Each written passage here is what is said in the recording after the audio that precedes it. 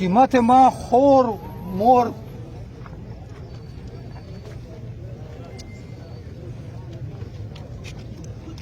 ما بچو څه ګناه کړې ده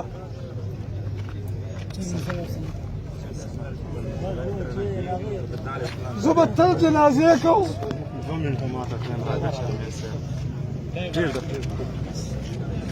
زه به تل قبرونه کېږم زه به تل دا ښځو کار نه کوو ډي اس پي صاحب ښځینهو کار نه کوو نر په نره وتلي یو او نر په نره به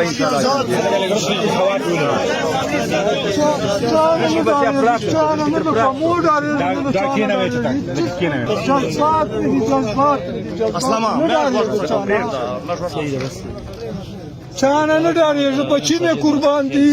هر څه مې قربان کړي دي یاره په دې ټیم ما سره دواړه بچي ګاډي چې نه وو زه پچې وم زه مرګ نه ډارېږم زه شهادت پسې ګرځېږم زه شهادت غواړم خو چې ما خوره مور څه حال ده ما بچو څه حال ده ما زه به څومره جنازې کوم ټوله مځکه ما په وینو سره سره ګناه مې څه ده جرم مې څه ده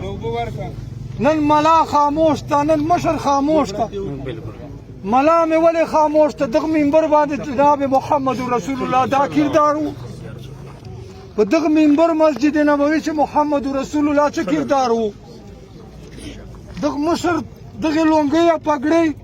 څه کردار و دا لونګۍ پګړۍ خو خره په سر چیرده بیا دا مشر ده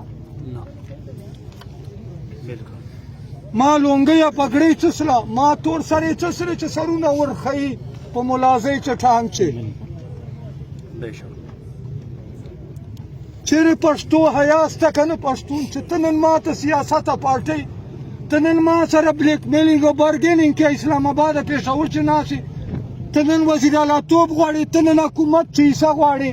ته نن سیاست کوې نن پښتون یې ته ځان ته پښتون وایې ته مسلمان یې ته انسان یې چې نن ته د کرسۍ سوداګانې کې نن ته حکومت چې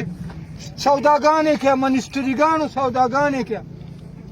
په خوره مور ما خوره مور یې چا ده دا مړ چې ده د موږ والدیا چا ده یو بې غیرته ما والدیا مشر یې پته نه کوي بې غیرته دا څوک مړ ده نن مروت مړ ده دا ټول قوم مړ ده الله دې دوه ټول پښتون کام باندې ده چې یو سپایي مې مړېږي دا ټول پښتون کام مړېږي چې یو اسیم اهلکار مې مړېږي جوان دا یې ما ده چې ما ووټ په غواړي الله دې وشرموه هغه ما وینه توی ده بې غیرته چیرې الله دې تباه کړه ولې زه تقسیم یم چې دا پولیس ته دا اف سی ده دا پلانکۍ پارټۍ ده دا پلانکای خان ده دا سپین ګونده دا تور ګونده دا دغه ډله ده دا دغه پارټۍ ده دا وخت یې دغه ده نن د حکومت ته د اقتدار د کرسۍ وخت ته نن ته ماته سیاست کوې ملا د دوه جانو سردار محمد رسول الله منبر وشرماو ویې شرماو مشر لونګۍ پګړۍ وشرموله دای ما په وینو سیاست کوي دای ما په وینو کرسۍ سودا کوي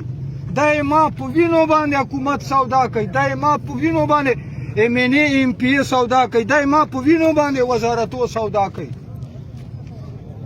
خو غریب خو د روزي غریب ولې پښتو نه کوي